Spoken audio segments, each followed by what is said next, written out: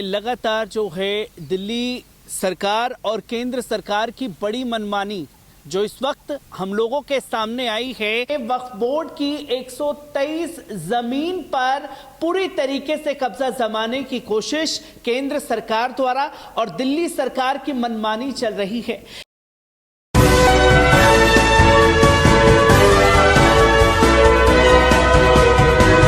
पल-पल news से मैं हूं आपके साथ नदीम अकरम। वक्फ बोर्ड की 123 प्रॉपर्टीज को केंद्र सरकार ने अपने अंडर में ले लिया है। दिल्ली सरकार के वक्फ बोर्ड के चेयरमैन का साफ तौर पर कहना है कि उन्हें इसके बारे में कोई इल्म ही नहीं है और जो 123 प्रॉपर्टीज का जिक्र हो रहा है उसी में से एक प्रॉपर्टीज पर हम इस वक्त मौजूद हैं, जोरबाग की करबला मैदान,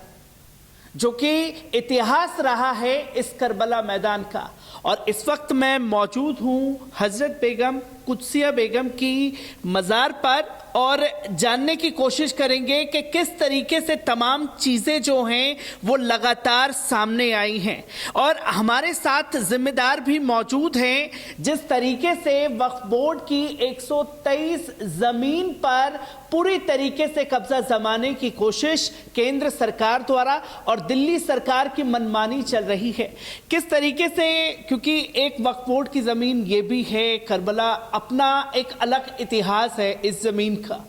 किस तरीके से देख रहे हैं और क्या क्या कोशिशें आपकी तरफ से हैं, और मैं पूरी देखना चाहूँगा कि किस तरीके से इन चीज़ों को कब्जा जमाने की कोशिश हो रही है। जी, जैसे कि आपने कहा, ये कुदसिया बेगम, नवाब कुदसिया बेगम का मकबरा है ये। और अगर आप ऑफिशियली और लीगली चेक करेंगे तो दिल्ली गज़ट नोटिफिकेशन में, जो दिल्ली सरकार का गज़ट नोटिफिकेशन है, उसमें भी महाखानम टॉम के नाम से ये दर्ज है। 1975 में गज़ट हुआ है, जो कि उसके बाद कभी चैलेंज भी नहीं हुआ उस गज़ट को। रही बात इस जगह की, जो स्टेटस है वो ये है कि ये जगह काफ़ी साल पुरानी है। आप अगर देखेंगे तो हज़ारों साल पुरानी है ये जगह। और ये मकबरा उनका कुदसिया बेगम का है, जिन्होंने इस जगह को वक्फ किया है और एक शिया कम्युनिटी के लिए वक्फ किया है। आपने जैसे कहा कि ये वक्फ बोर्ड की प्रॉपर्टी है, ये वक्फ बोर्ड की प्रॉपर्टी नहीं है, ये अंडर वक्फ बोर्ड में आता है, क्योंकि यहाँ पे जो ट्रस्टी है, जो मुतवल्ली है, वो अंजुमन हैदरी है, जो कि रजिस्टर्ड मुतवल्ली है। 1954 में ये अंजुमन रजिस्टर्ड हुई है और गज़ट में भी बाकायदा इसमें रजिस्टर्ड मुतवल्ली के तौर पे दिखाया गया है, जो कि इसका केयर टेकरिंग कर रही है। इस प्रॉपर्टियों से जो जितनी यहाँ की वक्फ प्रॉपर्टियाँ हैं, दरगाह हैं और मज़ारें हैं, यहाँ पे गुल्लक वगैरह हैं, इनकी जो इनकम वगैरह होती है, उस इनकम का 7% दिल्ली वक्फ बोर्ड को जाता है। इसलिए दिल्ली वक्फ बोर्ड यहाँ पे इन्वॉल्व होती है। रही बात, ये जगह जो है ये बहुत बड़ी, तकरीबन 10 एकड़ की जगह है और हज़ारों साल पुरानी है। इस जगह की सबसे बड़ी हिस्ट्री ये है कि जो अभी आप देखेंगे तो जितनी भी ये सारी बाउंड्री वॉल है, ये बाकायदा पत्थरों की बाउंड्री वॉल है और काफ़ी पुरानी है, जो कि आप अगर देखेंगे तो ESI के लिस्ट में भी मौजूद है और गज़ट नोटिफिकेशन में भी इसका रिकॉर्ड मिलता है। तो जैसे कि आप देख रहे हैं, यहाँ अगर आप चारों तरफ देखेंगे तो यहाँ कब्रें नज़र आएंगी, क्योंकि ये जो 1947 से पहले यहाँ पे कब्रें थीं और जब ये लोग नवाब लोग रहते थे या उनके जो भी खादिम लोग रहते थे, तो ये कब्रें या कब्रस्तान ये रनिंग में था। बट 1947 के बाद ये सब बंद हो गया था, क्योंकि यहाँ पे फिर मोमिनीन जो मुसलमान थे वो सब चले गए थे यहाँ से डर के, तो इसलिए यहाँ पे लोग थे नहीं, आबादी ख़त्म हो गई थी, कम हो गई थी, इसीलिए यहाँ पे ये सब बंद हो गया था। मगर सबसे बड़ी हिस्ट्री में एक और बताऊँ आपको, ये जो आप देख रहे हैं एक यहाँ पे और कब्रें हैं, ये 1947 के बाद की कब्र हैं, जो ये जस्टिस मुर्तज़ा फजल अली का है। ये भी पार्टीशन के बाद में इनको यहाँ पे दफन किया गया है, उसके बाद में कोई और तदफीन नहीं हुआ है। और इस जगह की जहाँ पे आप खड़े हैं, ये करबला इतनी ऐतिहासिक जगह है कि जैसे कि आप देखेंगे यहाँ पे तैमूर लंग साहब जब थे, उस टाइम वो ताज़ियादारी करते थे, मौलाई थे, तो वो हिंदुस्तान से ताज़िया इराक़ लेके जाया करते थे। मगर उस टाइम एक साल ऐसा हुआ कि कुछ आपस में दो देशों के बीच में कुछ प्रॉब्लम थी, वो नहीं जा सके थे किसी वजह से, तो उन्होंने उस टाइम वो ताज़िया यहाँ करबला में लेके आए और यहाँ दफन किए, क्योंकि ये करबला थी, उससे पहले ही करबला थी यहाँ पे, इसलिए वो करबला में लेके आए। और आप देखेंगे उसी टाइम से, तैमूर लंग के टाइम से आज तक कि बिना एक भी साल गैप किए हुए हर साल यहाँ रेगुलर यहाँ ताज़िया मुहर्रम में आता है और वो दफन करते हैं। दिल्ली में जितने हमारे मुस्लिम कम्युनिटी हैं, शिया सुन्नी वगैरह हजरात जितने हैं जो ताज़ियादारी करते हैं, पूरे ऑल ओवर दिल्ली से यहाँ पे हमारी जगह है, वहाँ पे करबला के अंदर ही वो लाके तदफीन करते हैं। और अंजुमन हैदरी इन सब चीज़ों का पूरा मेंटेन मैनेजमेंट करती है, केयर टेकरिंग करती है और उनको तदफीन कराने में पूरा हेल्प करती है, कंट्रोल करती है। और ये जैसे कि आप देख रहे हैं, ये तकरीबन 10 एकड़ की जगह है। इसके जस्ट बगल में हमारी एक छोटी करबला है और यहाँ पे सब पुरानी, बहुत पुरानी कब्रें हैं जो कि आप देख रहे हैं। और आपने शायद सुना होगा, शिया कम्युनिटी के दो बड़े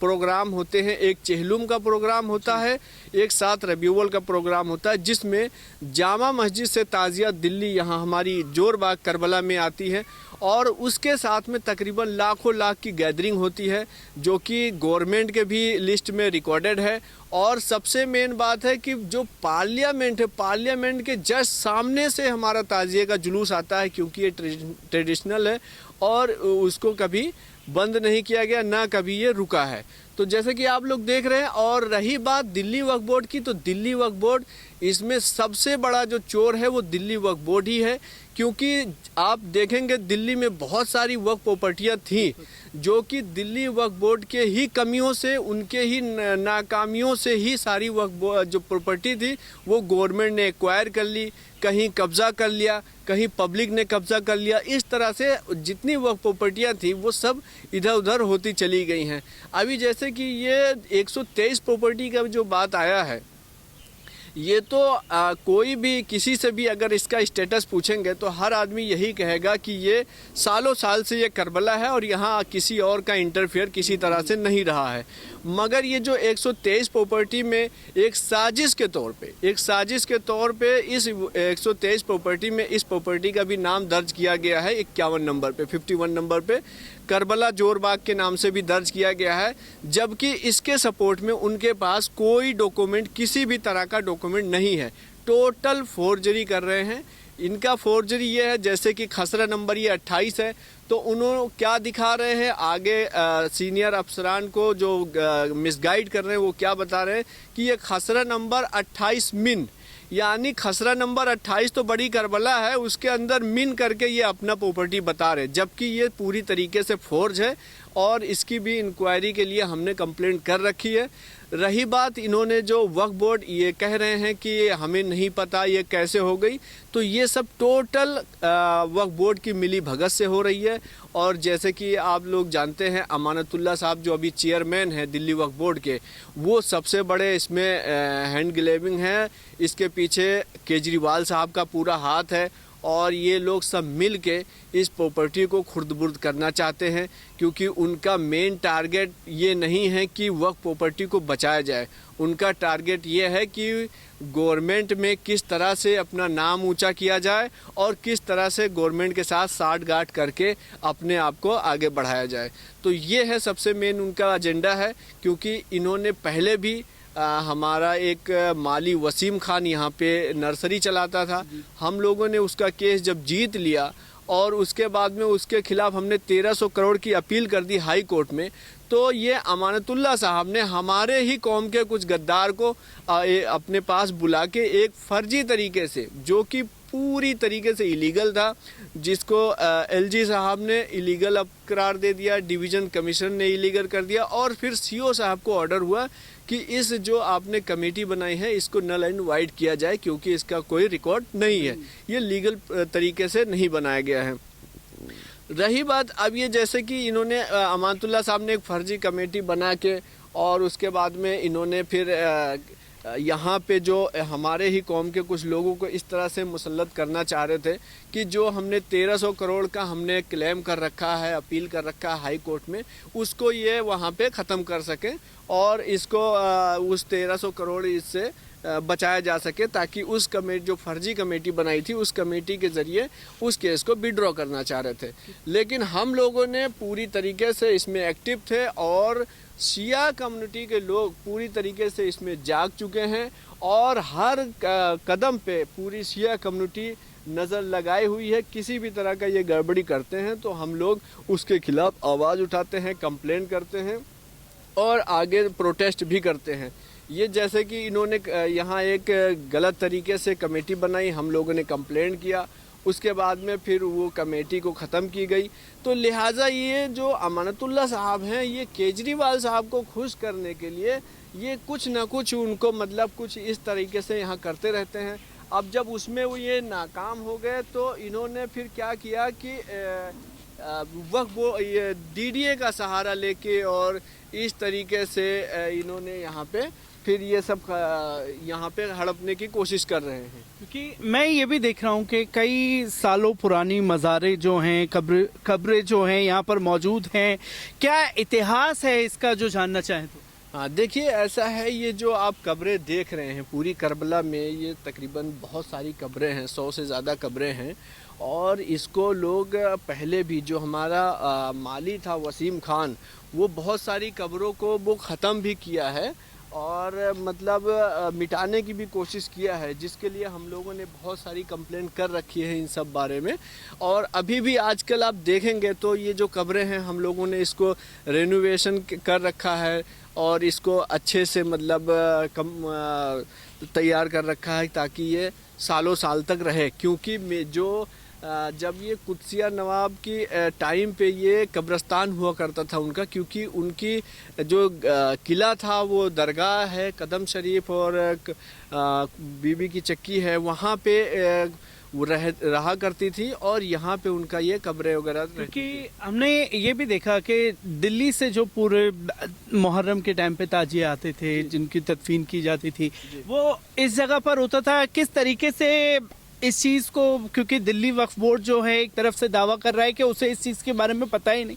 किस तरीके से कानूनी लड़ाई लड़ने वाले हैं आप लोग? देखिए, जैसा कि दिल्ली वक्फ बोर्ड कह रहा है मुझे इस बारे में नहीं पता, तो वो टोटल झूठ बोल रहे हैं। क्योंकि उन्हें तो एक फोर्जरी की तरीके से काम करना है, इलीगल तरीके से काम करना है। अगर वो ये कह रहे हैं कि हमें नहीं पता तो वो टोटल झूठ बोल रहे हैं। सबसे बड़ा सबूत तो मैं आपको बताऊं कि हर साल मुहर्रम से पहले एक मीटिंग होती है, एक जॉइंट मीटिंग होती है जिसमें होम सेक्रेटरी मीटिंग कॉल करता है और उसमें ACP, DCP, commissioner, joint CP और अंजुमन हैदरी के लोग होते हैं, सुन्नी ताजियादारान लोग होते हैं और दिल्ली वक्फ बोर्ड के सीओ साहब मौजूद होते हैं। उसमें